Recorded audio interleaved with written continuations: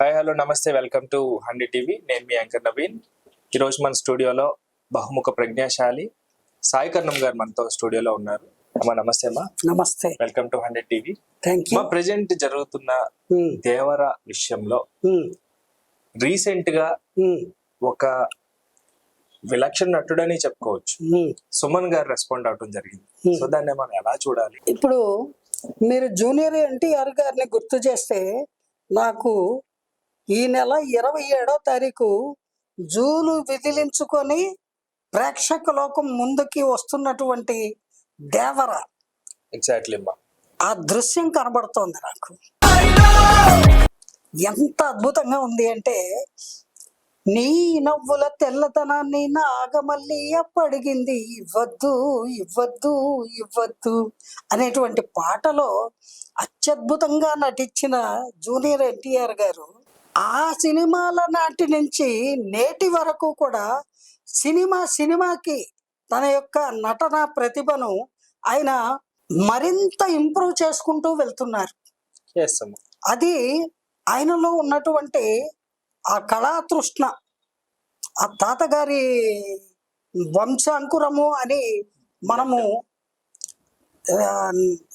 నిరభ్యంతరంగా చెప్పుకోవచ్చు. ఎందుకంటే ఆ లెగసీ అలా కంటిన్యూ అవుతోంది. ఏమండి, ఇతను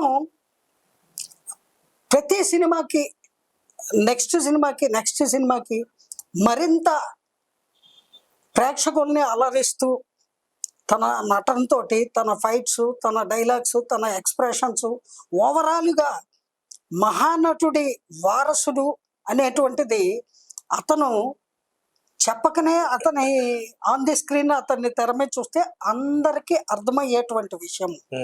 అలాగే నందమూరి కీర్తిశేషులు ఎన్టీ రామారావు గారిని అభిమానించినటువంటి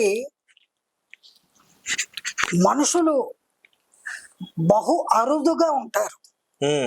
అలాగే సినిమా పరిశ్రమలో కూడా వారిని ఆదర్శంగా తీసుకొని వారి యొక్క టాలెంట్ని ఒక డిక్షనరీ లాగా మైండ్లో పెట్టుకొని వాళ్ళ నట జీవితాన్ని తీర్చిదిద్దుకున్నటువంటి నటులు కూడా చాలా మంది ఉన్నారు.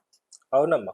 అలాగే సుమన్ గారు అవును, హీరోగా ఎంత హుందాగా ఉండాలి, భగవంతుడిచ్చిన ఆకారము అంత అందగాడు ఆయన సుమన్ గారు.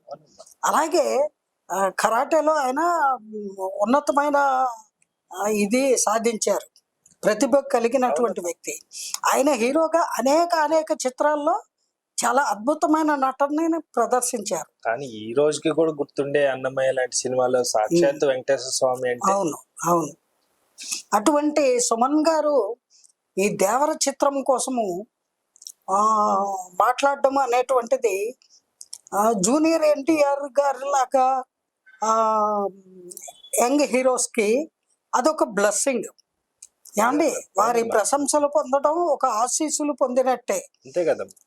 అంతేకాదు, ఆయన అతన్ని ప్రశంసిస్తూ అట్ ది సేమ్ టైము అటువంటి ఒక మంచి నటుడితో కలిసి నటించాలి అనేటువంటి కోరిక అంతరాంతరాల్లో ఉంది అనేటువంటి విషయాన్ని కూడా తెలియకనే తెలియపరచడం అనేటువంటిది చాలా సంతోషించదగినటువంటి విషయము.